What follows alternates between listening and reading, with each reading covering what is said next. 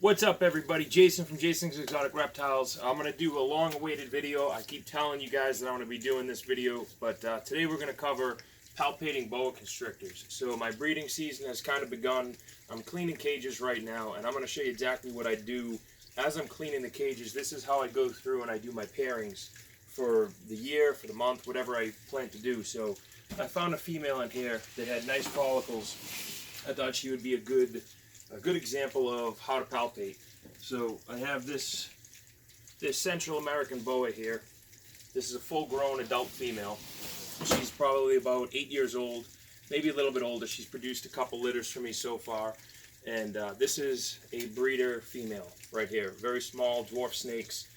These are some of the smaller growing snakes you can get, specifically boas. Usually they're in a cheaper price range. This girl is a pretty pure bloodline. So a lot of the Central Americans that you see out there for 90 bucks or 60 bucks, they're going to be some type of a mix, and it's a Central American look to it, so they label as that, or they'll be wild caught. So this girl's a hypo Central American. Just take a look at kind of her size. She's a little bit skinnier than I'd want to breed her at, so I'm going to feed her heavily through breeding. I'd like them to be a little bit fatter. She's actually a perfect weight, but again, as I've said in my other videos, that during breeding season, they could go off feed and put themselves very skinny. So I'm going to show you what it looks like to palpate.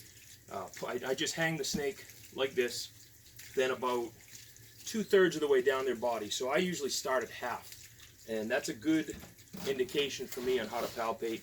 I start at half, and I just push my forefinger up into her abdomen, and I put my thumb on her spine.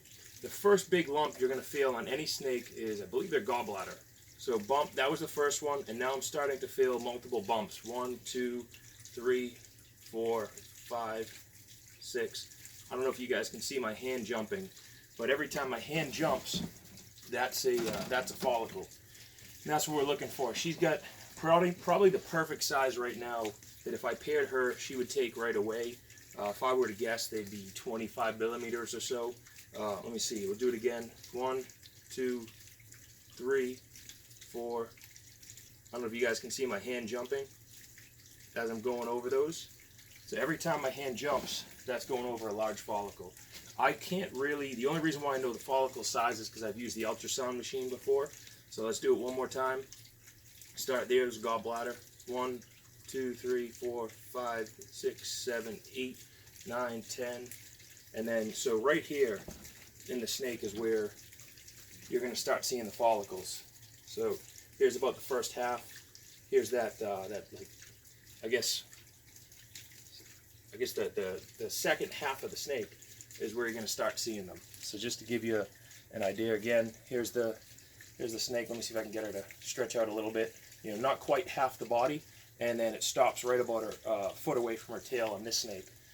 So this is about the right size.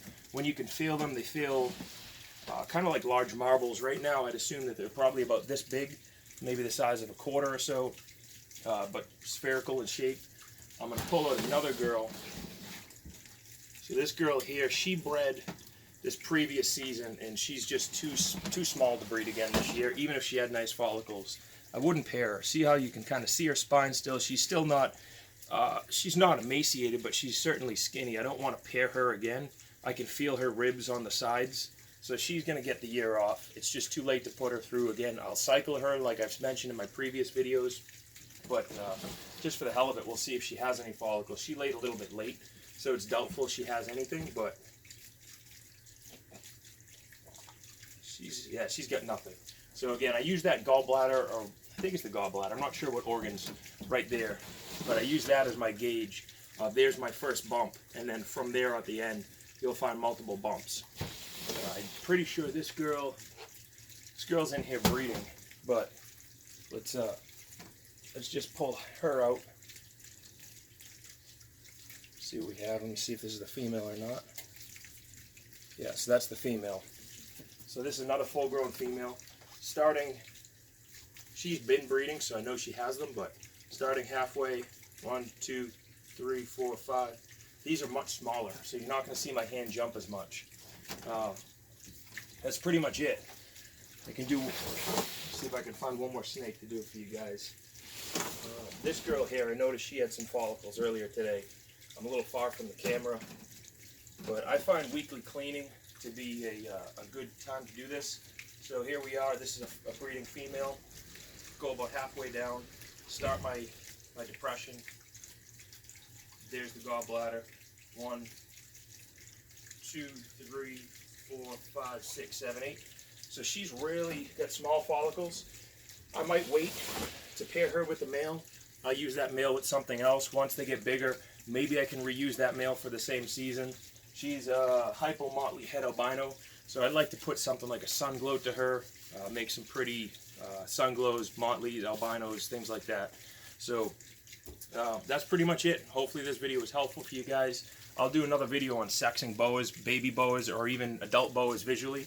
I might do that one right now and follow up. So appreciate the follows, guys. Appreciate the subscriptions. Keep hitting that thumbs up. And hopefully this was helpful. Thanks, guys.